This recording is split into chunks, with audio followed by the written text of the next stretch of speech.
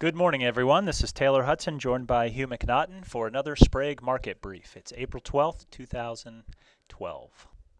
First, let's start with this week's two-oil chart. Hugh, looking at the chart here, looks like we've come down quite a bit. What's going on in the market? Yeah, Taylor, we've had a pretty significant adjustment here. Monday, April the 2nd, May heating oil, front month heating oil, settled just below 325. Last night it settled at 311.50, and today it's trading down about another half a cent. This always raises the usual question after a major move of this kind: is this a correction or is it a trend? The jury is still out on that, although I think we all know what we would like to see. What we do know that happened is that a number of bearish developments combined to pressure the market lower, starting that first Monday in April. And here they are in chronological order. First, although there had been a speculation about an internationally coordinated SPR release, Saudi Arabia made conciliatory remarks about maintaining current high levels of output in the event that they took place. The second development was that the U.S. Federal Reserve made a statement indicating that there would be no further monetary easing because of the continued growth of the U.S. economy. This strengthened the dollar, and of course that triggered a substantial 2% sell-off early in that week. Third, we got a second installment in the shape of a 9 million barrel increase, a huge increase in U.S. crude oil inventories, the second in two back-to-back major increases. There was a one-day hiatus due to the pre-long weekend short covering, and then Iran, on the following Monday, confirmed that final agreement to this weekend's resumption of nuclear talks was going to take place in Istanbul. The fifth development was a very disappointing March jobs report out of the U.S. at $120,000, the lowest since October, and well below the recent 200,000 plus trend. This raises new doubts about the real strength of the U.S. economic recovery, and that was heightened by indications of further difficulties in the Eurozone, a debt crisis, particularly related to Spain, and now maybe to Italy. Wait a minute. I thought that the Euro debt crisis was over. Yes, so did I. So did everybody. Not quite. I think they were optimistic. That was a pretty optimistic reaction, obviously, in hindsight, to the continuing issues of can Europe tighten its belt without basically starving to death, is what it boils down to. Finally, this last Tuesday's meltdown reflected a dramatic 2% massacre on Wall Street. That's after that jobs report, and we've also had a string of weaker Chinese economic data over the last couple of days. So the issue then remains: do we have a correction in place or a trend? There are encouraging implications that it may be the beginning, a peak, put it this way. Top may be in on the recent market, but unfortunately that may come along with a cost in terms of economic growth. Back to you, sir. Thanks, Hugh. Okay, so what we wanted to focus on, too, was actually an update to a story that we did about 3 weeks ago. It was one of the highest viewed videos that we've done so far, and that was about the end of the HO contract. And we actually put out some slides here with pictures on them and told the story about how HO had saved the NYMEX back in the 70s. And basically, we're coming to everybody today with a big X through that. Things have changed 3 weeks later. In fact, we got some news this morning that's different. So just to bring everybody up to speed, about 2 weeks ago now, Platts ran a story that quoted an interview with the CME Group, owner of the NYMEX, in which they announced that the HO contract would live. There was just going to be a change in the spec. Instead of being deliverable to a 2,000 ppm sulfur spec, it would instead be a 15 ppm sulfur spec. And so the last couple of weeks, you and I have been wondering, hey, where are the new contracts? Where's the new HO contract? And just this morning, we received a notification from the NYMEX here, SER 6198, that basically specifies on Monday, April 30th, pending all relevant regulatory reviews, which we think will probably go just fine, that we will wake up and look at the screen on April 30th and we will see an HOK13, or the May and the June and the July and all those forward months. So that is good news. Right, filling in that obvious gap in where or what happens after that point in time. So hopefully everybody remembers this slide that was just showing, if you're looking at where the NYMEX is trading on a given day, you could go to cmegroup.com. And right now, if you look up heating oil futures, you only see contracts listed out through April of 2013. So what we expect is on the 30th, you'll see more. Now that begs the question, Hugh. What about that LH that got listed that everybody's looking at here, New York Harbor Ultra-Low Sulfur Diesel Futures, LH? Why do we need it? Absolutely, Taylor, especially when it's exactly the same product and exactly the same time frame. Clearly it's going to be totally redundant. So if it's totally redundant, basically if the underlying commodity that this contract is gives somebody the rights to either make or accept delivery in New York Harbor for, do you think that they'll keep it around? No, I don't. It'll be a joke. It actually is a joke already, to the extent that it attracts no liquidity. It will certainly have no relevance going forward. So we don't need to learn. It looks like right now we don't need to learn that we need to look up the symbol LH anymore, right? I think that's going to go by the boards. Okay, so now that begs the question on this next slide. We think on April 30th, we'll wake up and you'll see past April there, excuse my copying and pasting here, but you'll see May, June, July. Well, the question becomes, well, what prices would those likely be? And you and I were talking yesterday, and we determined that there's probably going to be a fairly large difference, a positive difference no less, between April and May.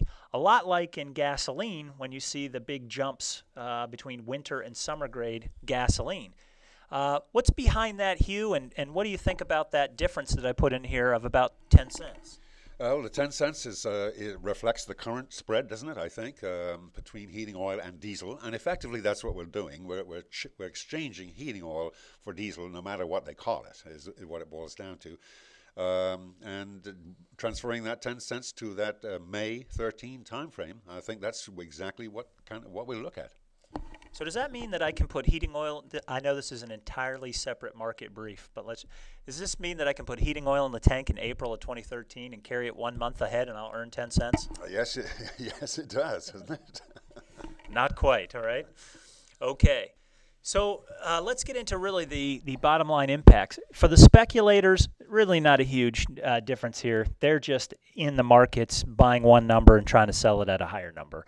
But for the hedgers, which we're going to get into on the next slides, there is going to be a difference, and we're going to talk a lot about basis. So what we wanted to do is just set the record straight here as to what is basis. Hugh, can you help us do that? Well, just as you've indicated on the slide here, Taylor, it's just quite simply the difference between the cost of the product at whatever location, in whatever form, and the futures price. It's simply the only definition.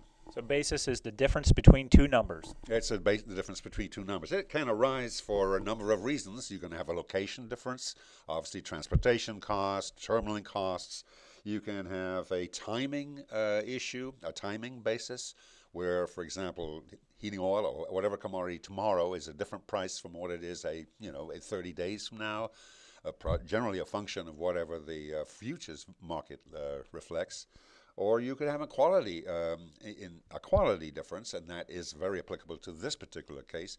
The basis for that product going forth for heating oil from May on of next year is going to be a 15 ppm. It's a 10 cent right now, a 10 cent more expensive product than it's replacing. All right, so to really get down to the nitty-gritty about what we expect to sort of happen, we realized that we need to chop up the market a little bit. And we'll start with those folks who are outside of New York. Really, for those outside of New York, not much is going to change with basis between now and March 31st, 2013, so a year from now. Same rack products that they're buying, same underlying futures contract that they're always used to. However, after April 1st, 2013, they're going to have the same rack product. In other words, those in New Hampshire are still going to be able to buy high sulfur heating oil at our terminal rack, but there's going to be a different futures contract. And like you just said, Hugh, the new futures contract will reflect a higher valued product in New York Harbor, that being ultra low sulfur diesel. So this is where we do the all else being equal dance and, you know, pretend that nothing else affects the market. We put together a quick little table here. It means that on March 31st, 2013, if the 2-oil rack price, let's say in New Hampshire, is $3.05, and we looked at where HO settled the night before, we'd be looking at the very last trading day of the 2,000 ppm heating oil futures. And so let's say that's closed at $3. Therefore, the basis, if you will, would be 5 cents over. However, the very next day, the rack price could still be $3.05, but now we're using a new HO contract, one that has about a 10-cent difference, or could be more, could be less, difference here. And all of a sudden, the basis tomorrow, the next day, goes to 5 under. So in general, outside of New York, after April 1st, 2013, we expect sort of a overall weakening in basis. Is that correct? Yeah, that would be absolutely correct. Mm-hmm. Okay, now let's jump into New York State, because in New York State, we obviously have heating oil going to ultra low sulfur heat after July 1st. So really the breakout here is between heating oil and then all other distillate products. So all other distillate products, really no big change between now and March 31st, 2013. Same rack product, same futures contract. However, for heating oil after July 1st, heating oil by law will need to be dyed ULSD. So effectively, heating oil basis in New York Harbor will probably increase and be similar to what you see right now for a ULSD basis at the rack. So we have a new rack product, but a same futures contract. So on June 30th, if the rack for 2-oil, the traditional 2-oil is $3.05 and the NYMEX was $3, basis would be 5 cents. On the very next day, if somebody's looking at the new ultra low sulfur heat at the rack, it's going to be equivalent to diesel essentially. So let's say $3.15. Let's say the NYMEX has not moved at all. It's still $3. Overnight, the basis really has become 15 cents. Now, this is kind of interesting. What happens next? After March 31st, 2013, and heating oil specifically, we should see that basis come back down. And that's because we will now have a new futures contract, which gains its value essentially from being based on ULSD in New York Harbor. So on March 31st, just like we just pointed out the last time, we could be sitting there with 15-cent basis, and the very next day, the rack price could be the same, but we now have a brand new HO contract, right, with the ULSD spec, and just like that, magically the basis goes down. So New York, for heating oil, instead of staying the same, this July is going to see probably see a basis increase, and then after the new contract comes on the board, they'll see a basis decrease back down to more normal historic levels. Right, reflecting the higher quality or the more expensive product that's on the futures market. So at the end of the day, folks, we don't think you're going to need to look at LH. That's good news. That avoids a whole lot of problems. We still think you'll be looking at the HO screen. It's just that you're going to see a higher value for that futures contract for May 2013 forward, and there are going to be some basis changes. And those are important for people who use hedging instruments to control their costs at the rack for price protection programs or not. So feel free to call us anytime and discuss it with your sales rep from Sprague. And we thank you for your patience and time on this important topic.